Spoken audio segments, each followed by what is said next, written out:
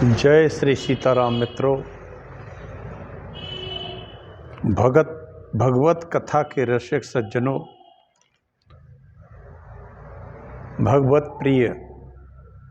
भगवत भक्ति प्रिय माताओं, संपूर्ण सनातन देशवासियों,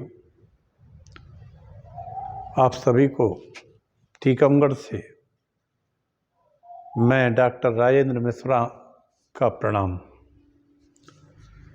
मैं यह कथा पिछले 2 वर्ष से अधिक समय से कह रहा हूँ और इस क्रम में शिव पुराण की कथा चल रही है मित्रों। शिव पुराण में रुद्र संहिता चल रही है।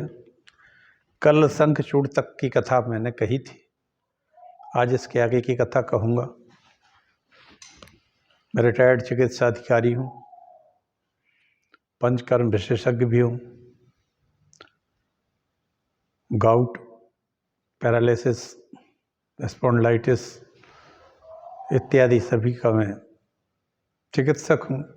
किसी को मेरी सेवा की आवश्यकता पड़ती है अगर हो तो वो मुझसे विदाउट एनी हेजिटेशन, बिना हिचकिचाहट के मेरी सेवा ले सकता है। मेरा फ़ोन नंबर है 9981870134। आइए हम सब अब भगवान शंकर जी की कथा रूपी गंगा में गोता लगाएं। मानसिक रूप से हम सभी नैमिषारण्य क्षेत्र को चलें, जहाँ लोमहर्षण जी ये कथा कह रहे हैं। वास्तव में तो इस कथा को कहा था ब्रह्मा जी ने नारद जी से, और मैं आपके सामने उन्हीं के उसी महापुराण को का वाचन यथारूप कर रहा हूँ। किसी तरह की कोई ना तो छिपक कथाएं कहता हूँ और ना ही किसी तरह का और समय को अधिक से अधिक सदुपयोग करने की कोशिश करता हूँ। और शिव जी की भक्ति सबको मिले, सब शिव जी की कृपा सब पर बनी रहे। आइए हम सब छोटा सा एक मंगलाचरण करते हैं। आज हम फिर कहेंगे भगवान श्री हरि का पुराण विग्रह का स्वरूप। ये पुराण जितने भी पुराण 18, ये भगवान के कहाँ कहाँ स्थित रहते हैं। ओम श्री गणेशाय नमः। नमोस्तु रामाय सालक्ष्मणाय देवी च तस्यै जनकात्मजाय। नमोस्तु रुद्रेन्द्रयमानिलेभ्यो नमोस्तु चंद्राग्निमरुद्गणेभ्यः। ओम पूर्णमदः पूर्णमिदं पूर्णात् पूर्णमुदच्यते पूर्णस्य पूर्णमादाय पूर्णमेवावशिष्यते। यशः शिवं सुस्रव आर्यसंगमे अदृच्छया चोपशृणोति ते सकर्त कथम गुणज्ञो विरमेद विनाम पशुं श्रीरियत् प्रबभ्रे गुण संग्रह चया। ब्राह्मं मूर्धा हरेरे हृदयं परमपद्म संगिकं वैष्णवं दक्षिणो बाहो शैवं वावे महेश्वितः। पुरो भागवतं प्रोक्तं नाभिसान्नार्दीकं मार्कण्डेयं च दक्षिणाङ्गर्वान् वामो ह्याग्ने मुच्यते भविष्यं दक्षिणो जानुर्विष्णोरेणात्मना। ब्रह्म वैवर्त संज्ञम तो वाम जानुरुदार्तः। लैंगम तो गुल्फकम दक्षम वाराहम वाम गुल्फकम। स्कांदम पुराणम लोमानी त्वगस वामनम स्मृतम कौरमम पृष्ठम। समाख्यातम मात्स्यम वेदा मेधा प्रकीर्तयेत मज्जा तुगाढ़ं प्रोक्तम ब्रह्मांड अस्थि गीयते। एवमेवा भव विष्णु पुराण अवयवयो हरि पद्म पुराण में आता है। ये श्लोक पद्म पुराण से है मित्रों। पद्म पुराण में भगवान विष्णु का पुराण विग्रह दिया गया है। इस श्लोक में लिखा है कि ब्रह्मम मूर्धा ब्रह्म पुराण उनका मस्तक है, मूर्ध है, सिर है। ब्रह्म पुराण भगवान का सिर है, पद्म पुराण हृदय है। हृदयम पद्म संज्ञकम वैष्णवम दक्षिणो बाहु, और विष्णु पुराण दक्षिण बाहु है, शिव पुराण वाम बाहु है। जो ये मैं कथा कह रहा हूँ ये भगवान विष्णु के वाम भाग में स्थित रहता है। शिव महापुराण भागवत जंगा युगल है, नारद पुराण नाभि है, मार्कंडेय दक्षिण और अग्नि पुराण वाम चरण है। भविष्य उनका दक्षिण जानू, ब्रह्म विवृत वाम जानू, लिंग पुराण दक्षिण गुल्फ टकना, वराय पुराण वाम गुल्फ टकना, स्कंद पुराण भगवान श्री हरि के रोमावली है, वामन पुराण त्वचा है, कूर्म पुराण पीठ है। कूर्म पुराण भगवान की पीठ कहलाती है, और मत्स्य पुराण मेद है, गरुड़ मज्जा है, और ब्रह्मांड पुराण भगवान श्री हरि की अस्थियां कहलाती है, अस्थियों में स्थित रहता है। इस प्रकार भगवान विष्णु पुराण विग्रह के रूप में प्रकट हुए हैं। ये पद्म पुराण में इसकी विशेष चर्चा है। मैंने आपसे इसीलिए कहा क्योंकि हम पुराणों का वाचन कर रहे हैं, तो सभी लोगों को ये पता होना चाहिए कि ये पुराण भगवान के अवयव, पुराण अवयव जिसको कह सकते हैं अपन, या पुराण अवयव या एक पुराण विग्रह है, ये विष्णु भगवान का है। इसी के साथ हम आगे बढ़ते हैं। स्वस्ति नो मिमिता स्वना भगा, स्वस्ति देव्य दितिर्नरवणा, स्वस्ति पूषा असुरो ददातु नः, स्वस्ति द्यावा पृथ्वी सुचेतु नः। दोनों अश्वनी कुमार हम संपूर्ण देशवासियों का कल्याण करें। सूर्य देवता अव्याह गतिक, पूषा देवता शत्रुनाशक, प्राण एवं शक्ति को प्रदान करने वाले असुर, वरुण देव, अदिति देवी तथा दिवलोक और पृथ्वीलोक हम सबका मंगल करे और हमें शोभनकारी से संपन्न करे, शुभ कार्यों से संपन्न करे। अखंड मंडलाकारं व्याप्तमेन चराचरं तत्पदं दर्शितमेन तस्मै श्री गुरुवे नमः। वक्रतुंड महाकाय सूर्यकोटि समप्रभा, निर्विघ्नं कुरु मे देव सर्वकार्येषु सर्वदा। ओम नमो देव्यै महादेव्यै शिवायै सत्यं नमः। नमः प्रकृति भद्रायै नीता प्रणता स्मृताम्। नारायणं नमस्कृत्य नरं चैव नरोत्तमं देवीं सरस्वतीं व्यासं ततो जयमुदीरयेत्। तुलसीदास के पदकमल बारंबार मनाओ, गुण गावो श्री राम के हनुमत हो सहाय।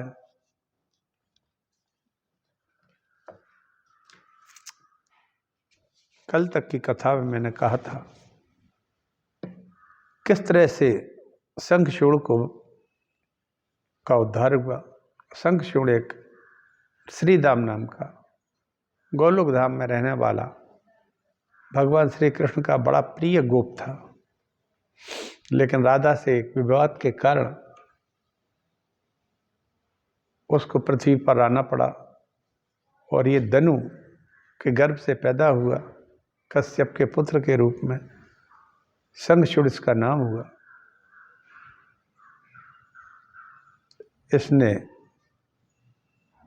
इसका विवाह वृंदा के साथ हुआ। भगवान शिव के द्वारा इसका वध होता है, और कल मैंने इस कथा को पूरी कहा था।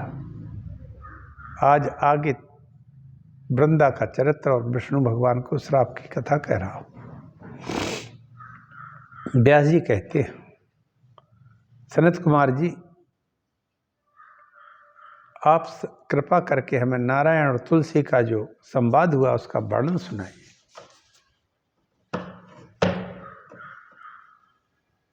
सनत कुमार जी कहते हैं, हे व्यास, आकाशवाणी को सुनकर कि यह शंखचूड़ जब तक इसके पास कृष्ण का कवच है और इसकी सती स्त्री तुलसी का पति व्रत धर्म है, तब तक इसकी मृत्यु नहीं हो सकती है।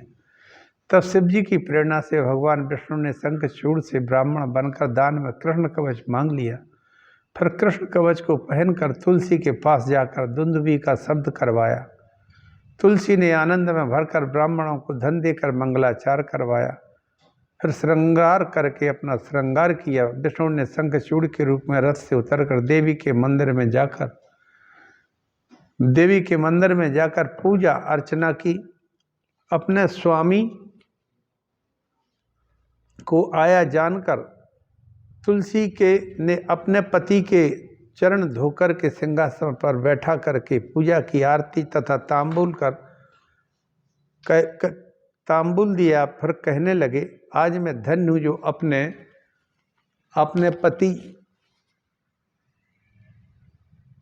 अपने स्वामी को आया जानकर तुलसी ने अपने पति के चरण धोकर के सिंहासन पर बैठा करके पूजा की, आरती कर तांबूल दिया और कहने लगी, आज मैं धन्य हूँ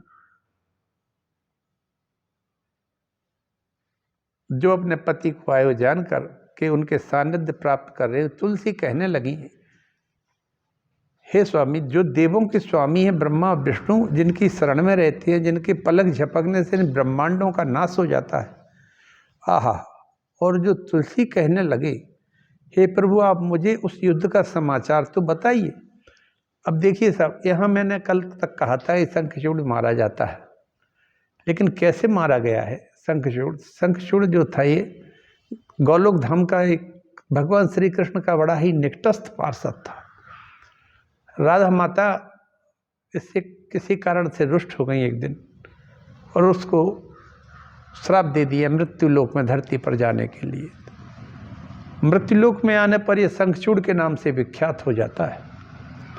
और शंखचूड़ के में एक विशेषता ये थी कि ये भगवान कृष्ण का भक्त था और इसको पता था कि मैं गोलोक धाम से आया हुआ हूँ राधा के कारण।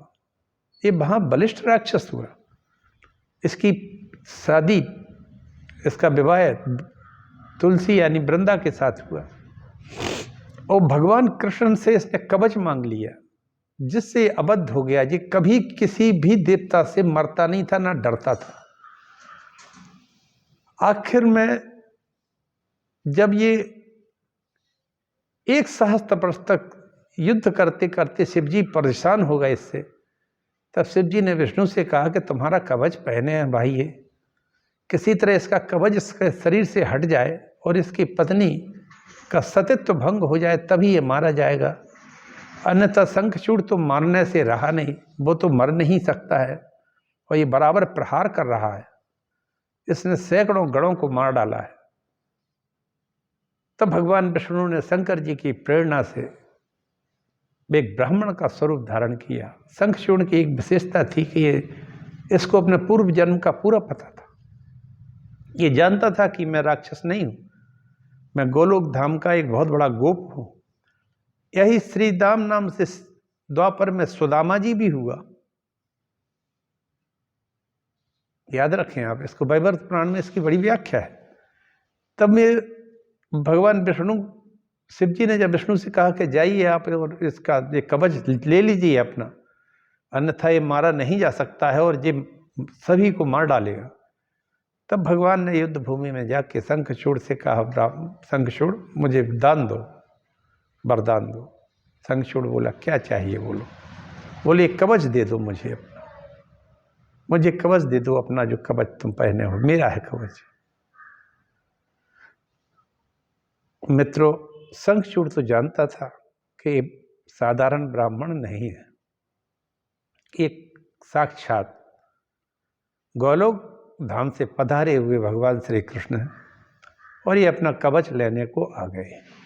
उसने सहर्ष कवच उतार के उनका वापस कर दिया। अब कवच से विहीन शंखचूड़ रह गया। इस बीच में वो कवच भगवान ने स्वयं धारण कर लिया और बन गए शंखचूड़ और पहुंच गए घर। पत्नी वृंदा समझती है कि मेरा पति आ गया है क्योंकि एक कवच धारण किए है, तो उसने बड़ी आरती उतारी और कहा कि इस युद्ध का वर्णन तो सुनाओ, आप जीत के आए हो। अब यहाँ से बड़ी विचित्र कथा शुरू होती है मित्रों। तुलसी कहती है शंखचूड़ से, स्वामी जो देवों के स्वामी हैं, ब्रह्मा विष्णु महेश, जिनसे रचना होती है, जिनकी शरण में सारा ब्रह्मांड रहता है, जिनके पलक झपकने से ब्रह्मांडों का नाश भी हो जाता है, उन ब्राह्मणों का जन्म भी हो जाता है। ब्रह्मांडों को पैदा कर देते हैं लोग, और फिर इनका नाश भी कर देते हैं। ऐसे अद्भुत पराक्रमी भगवान भोलेनाथ को तुमने कैसे परास्त किया? इस पर गोसाई तुलसीदास जी रामायण में बड़ा अच्छा लिखते हैं। गोसाई जी ने तो ऐसा लिख दिया है मित्रों, एक छोटा सा अपना ग्रंथ है रामचरितमानस, आप लोग रोज नित्य पढ़िए, कोई बहुत बड़ा नहीं है। अधिकतम तो रोज पढ़ोगे तो 1 मास में हो जाएगा, नवाय करोगे तो 9 दिन में हो जाएगा, और रोज चाहो पढ़ना तो 24 घंटे में हो जाएगा, कोई बड़ी बात नहीं है। लेकिन ये अगाध भक्ति और प्रेम से भरा हुआ और सार से भरा हुआ ग्रंथ लिखा है गोस्वामी जी ने। क्यों? क्योंकि उन्होंने लिखा था पहले वाल्मीकि पुराण, तो वो था बड़ा कठिन। तब फिर संसार अपार के पार को सुगम रूप नौका लियो, कट कलि कुटिल जीव निस्तार है, तो वाल्मीकि तुलसी भयो। वाल्मीकि को एक बार फिर आना पड़ा धरती पर, और तुलसीदास जी के रूप में आए। राजा प्रोग्राम में पैदा हुए ये। आत्माराम दुबे पिता का नाम था इनका, सरयुपारी ब्राह्मण थे। माता पहले ही सुधार गई, पिता भी चले गए। भगवान माता जगदम्बा पार्वती ने तुलसीदास जी को पाला था, बड़े हुए। उन्होंने अपने ही ग्रंथ को सरल कर दिया, रामचरितमानस के रूप में लिख दिया। तो क्या कहते हैं, आइए इसमें शंकर महापुराण के माध्यम से हम कुछ पंक्तियां जो इसमें मिलती हैं वो सुनाते हैं। तुलसी कहती है, चौपाई है गोस्वामी जी के, ब्रह्म अनामय अज भगवंता, व्यापक अजित अनादि अनंता, जो जग कारण तारण करता, ब्रह्मा विष्णु का हरता है। उनकी इच्छा के बिना सृष्टि में पत्ता भी नहीं हिलता है, निर्गुण और सगुण जगत स्वामी पालन करता कहलाता है। क्षण में सृष्टि का नाशक है, क्षण में दाता कहलाता है। कैसे तुमने उनको जीता, अति दुस्तर उनकी माया है। आपकी जीत का कौतूहल मुझको आनंद दिलाता है। पत्नी वृंदा समझ रही है कि ये हमारे पति शंखचूड़ है। यथार्थ में उसको नहीं था पता कि शंखचूड़ के रूप में भगवान स्वयं श्री हरि आ गए।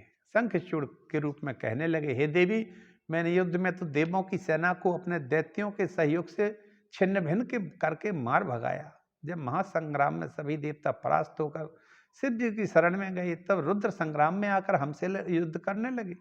मैंने 1 वर्ष तक शिव जी के साथ बड़ा घमासान युद्ध किया। फिर उस युद्ध क्षेत्र में ब्रह्मा जी ने आकर प्रीति कराई। मैंने देवों को उनका अधिकार दे दिया। शिव जी और अपने देवता सभी अपने स्थानों को चले गए। हम जीत गए। इससे श्रवण कर तुलसी अत्यंत प्रसन्न हो गई और पति की जय जयकार करने लगी। सनत कुमार जी कहते हैं, व्यास जी, इसके बाद में तो रमापति तुलसी ने साथ में विहार किया, बस यही हो गया चक्कर। तुलसी पहचान कर कहने लगी, वो समझ गई। सनत कुमार कहते हैं, इसके बाद रमापति ने तुलसी के साथ विहार करना शुरू कर दिया। तुलसी पहचान गई कि ये व्यक्ति शंखचूड़ नहीं है। बोलती है, हे अनाचारी, बता तू कौन है? मेरा पति नहीं है, वो कहाँ है? तुलसी वाच, तुलसी माता कहती हैं, को वो तम वद मामासु भुक्ता हम माया त्वया, दूरीकृतम मत सत्यत्व मत त्वाम वही सपाम्यहम। तुलसी बोली, तुम मुझे शीघ्र बताओ कि तुम कौन हो। तुमने मेरे साथ ये कपट किया है और मेरे सत्यत्व को नष्ट कर दिया है, अतः मैं तुमको अभी शाप देती हूं। तब विष्णु ने अपने असली रूप को प्रकट कर दिया। तुलसी कहने लगी, हे विष्णु, तुम तो दया धर्म कुछ भी नहीं है तुम्हारे पास। हैं? तुम्हारा मन पत्थर जैसा हो गया है? मेरा सतीत्व नष्ट करके तुमने मेरे पतिदेव का वध करवा डाला क्या? इस कारण मैं तुमको श्राप देती हूं कि जैसा तुम्हारा पत्थर दिल हो गया है इस समय, तुम पत्थर ही हो जाओ। इस प्रकार शाप देकर तुलसी रोने लगी। तभी वहां श्री भगवान शंकर प्रकट हो जाते, कहने लगे तुलसी तुम रो मत, रुदन मत करो। इस संसार में सभी अपने अपने कर्मों का फल भोगते। सिर्फ विष्णु भगवान तो चुपचाप खड़े रहे, क्योंकि मित्रों एक बात बताऊं, गलती करने वाला चाहे विष्णु ही क्यों ना हो, जिसने गलती की है वो कुछ कहने लायक नहीं रहता है। आज इस दृष्टांत से हमें ये मिलता है कि भगवान विष्णु ने उसका सत्यत्व नष्ट किया देवताओं के भलाई के लिए और धर्म की स्थापना के लिए, लेकिन की तो गलती है। वो गलती भी कोई साधारण नहीं, उसका सत्यत्व नष्ट कर दिया और खुद का कवच पहन लिया, उसका रूप रख लिया।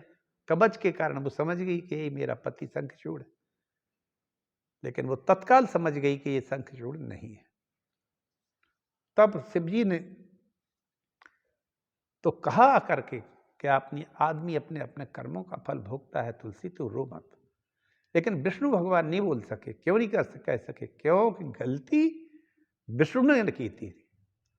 इसलिए आज कितने भी बड़े बड़े पराक्रमी लोग हमारे बीच में हों, साधु संत हों, जब गलती कर बैठता है आदमी तो मित्रों को कोई कहने की स्थिति में नहीं रहता है। याद रखना, हम जब भी गलत काम करते हैं, कोई आप सोचते हो कि गलत काम हो जाएगा, कभी नहीं होगा। इस संबंध में मैं एक कथा कहता हूं। मैं छोटी सी बात है। एक व्यक्ति आत्महत्या करने जा रहा था।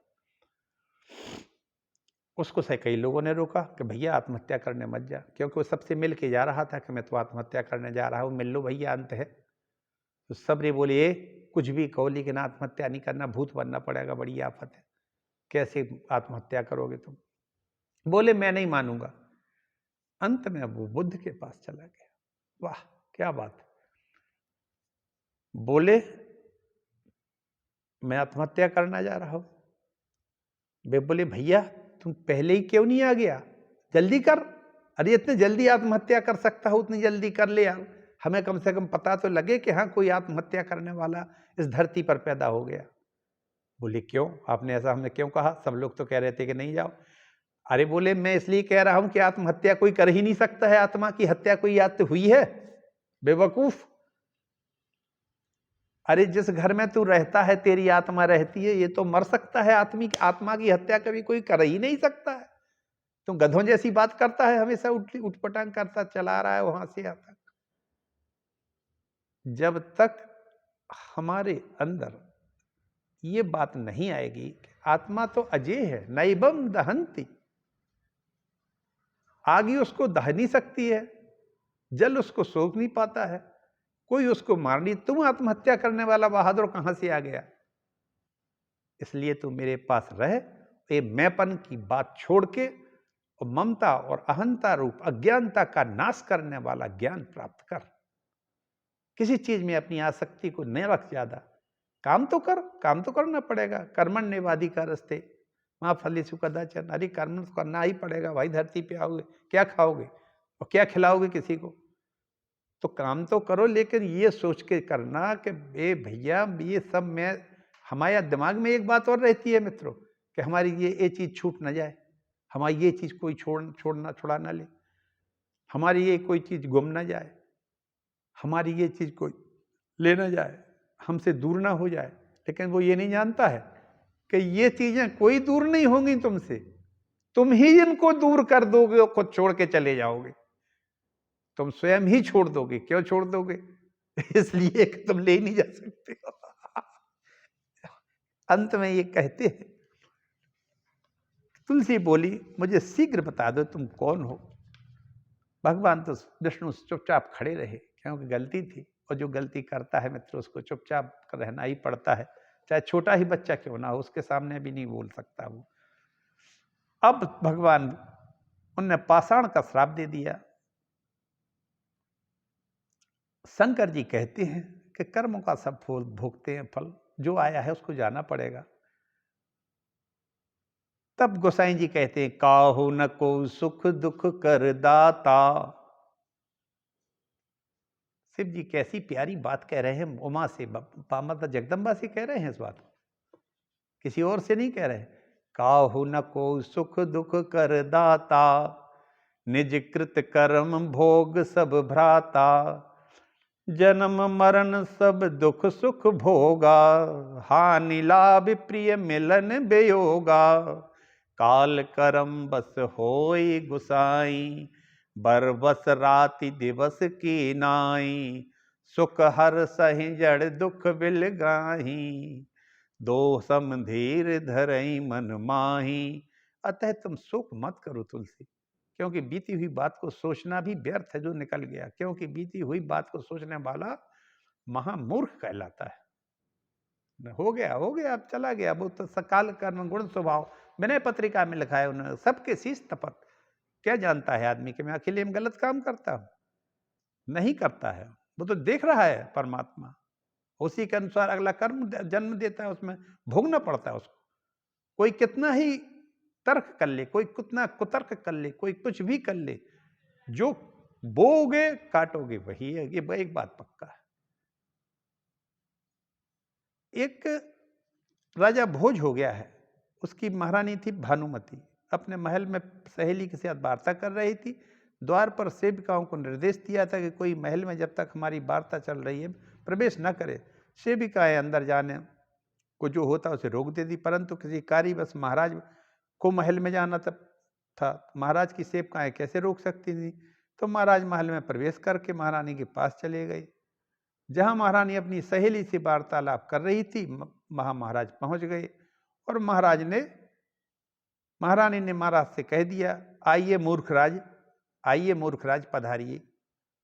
अब बताओ, पति से कहने का मतलब, और राजा उसका पति, वो तो हो गई कथा पूरी, मार डालेगा वो। महाराज भोज ने सोचा, इतनी विदुषी महारानी हमें मूर्ख क्यों कह रही है? महाराज भी महत्वपूर्ण था, होशियार था, मूर्ख थोड़ी थी राजा। तो महल वापस दरबार में अपने सिंहासन पर लौट आए और बैठ गए। दरबार में आता उसे देख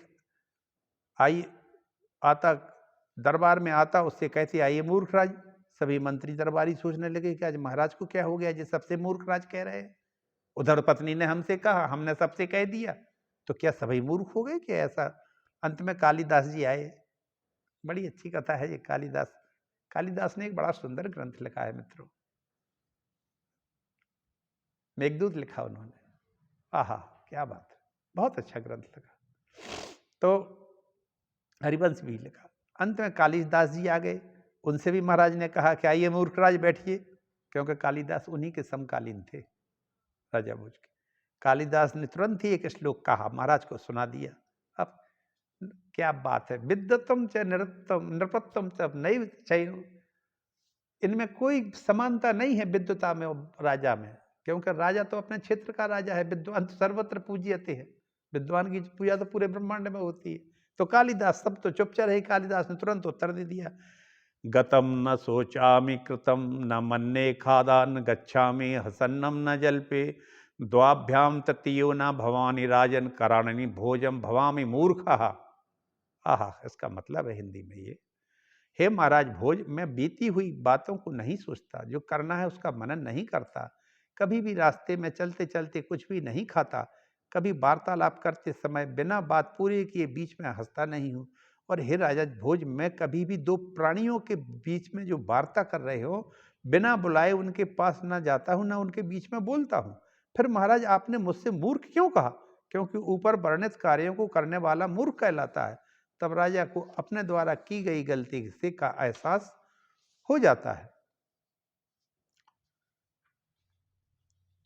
तो बीत गई सो बीत गई, बीते का सिवा क्या करना, जो तीर कमान से निकल गया उस तीर का पीछा क्या करना। शिव जी कहते हैं, तुलसी अब मैं तुम दोनों के हित की बात करता हूं, अब भगवान भोलेनाथ तो भोले भंडारी हैं, सबका हित करते हैं। उन जैसा तो देवता इस धरती पे क्या, इस ब्रह्मांड में भी कहीं नहीं है। भगवान शंकर जैसा कहाँ है, औगरदानी है। प्रसन्न हो गए तो लो, शंखचूड़ को न मारा थोड़ी था, उसके लोक भेज दिया था गौलोक धाम को, उन्हीं के हाथों जाना था।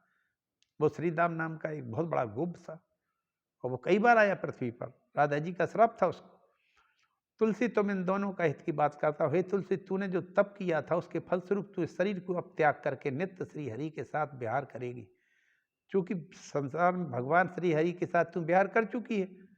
तेरे छोड़े हुए शरीर से भारत में गंडकी नाम की नदी के नाम से विख्यात होगी। मित्रों, ये गंडकी नदी नेपाल में, याद रखना, इसी गंडकी नदी के अंदर शालिग्राम की निरंतर शिलाएं बनती रहती हैं। अभी जो शिलाएं अयोध्या के मंदिर में आई हैं, ये गंडकी नदी से ही आई हैं।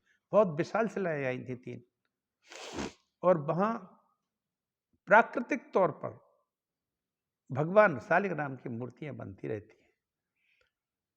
तो गंडकी के नाम से विख्यात हो जाएगी, जो पुण्यदायिनी होगी। फिर देव पूजन के फलस्वरूप बहुत समय के बाद तुलसी हो जाएगी। स्वर्ग, मृत्यु, पाताल में सदा ही श्री हरि के पास रहोगी और तुम वृक्ष की अधिष्ठात्री देवी बनकर दिव्य रूप धारण कर श्री हरि के साथ नित्य क्रीड़ा करोगी। नदी की अधिष्ठात्री देवी भारत में पुण्यदायिनी श्री हरि के अंश से क्षार लवण सागर की पत्नी होगी। ये तेरे साप के कारण पाषाण पत्थर बनकर शिला रूप में स्थिर रहेंगे। हे तुलसी, विष्णु की शालिग्राम शिला में तुम्हारा संगम पुण्यदायी होगा। शालिग्राम, तुलसी और शंख। देखो, अब देखो यहाँ 3 चीजें आ जाती है।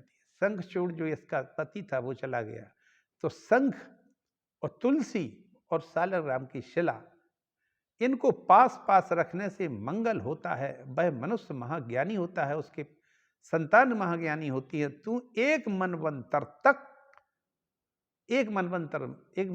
जानते हो मित्रों कितना बड़ा होता है? एक मनवंतर 71 चतुर्युगी का होता है। 4 बार 71, 4 बार 71, 71 बार 4 बार ये युग निकलते हैं। इसका एक मनवंतर होता है और इसकी अवधि होती है 1,60,00,000 वर्ष। इतने समय तक तू शंखचूड़ की प्रिया रही, ऐसा कहकर शिव जी अंतर्ध्यान हो जाते हैं।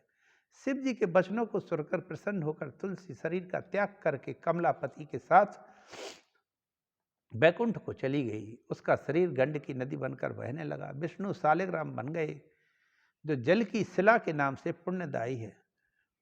इसी के साथ मित्रों, आज का मैं अपना ये शिव पुराण का वाचन, पाठन, कथा, कुछ भी कह लीजिए आप लोग, इसी को मैं यहीं विराम देता हूँ। भगवान शंकर सबको अपने आशीर्वाद और अपनी भक्ति प्रदान करें और सभी लोग भगवान शिव के चरणों में आनंद से, हम आनंद की खोज में घूमते हैं मित्रों। इंद्रियों के हम दास हैं, हम इंद्रियों का आनंद खोजते हैं। सत्य तो है कि आनंद तो इंद्रियों के से नहीं मिलता है, अंदर से मिलता है, आत्मा से मिलता है। तो 2 तरह का आनंद हो गया, बाहर का आनंद लो, भीतर का भी आनंद लो। और इस आनंद को देने वाले कौन हैं? सच्चिदानंद भगवान शंकर। तो आप हम सब शंकर की शरण में चले। शंकर भगवान हमारे देश का कल्याण करें, प्रत्येक जीव का कल्याण करें, पशु पक्षियों का कल्याण करें। पशुपतिनाथ उनका नाम भी है। हमारी वनस्पति और औषधियों का भी कल्याण करें और हमारे देश को भी सभी तरह की व्याधियों से बचाए। इसी के साथ मैं अपना वाणी को विराम देता हूँ। आप सभी का कल्याण हो। और टीकमगढ़ से मैं डॉक्टर राजेंद्र मिश्रा आप सभी को प्रणाम करता हूँ। संपूर्ण देशवासियों का भला हो। जय श्री राम। ओम नमः शिवाय।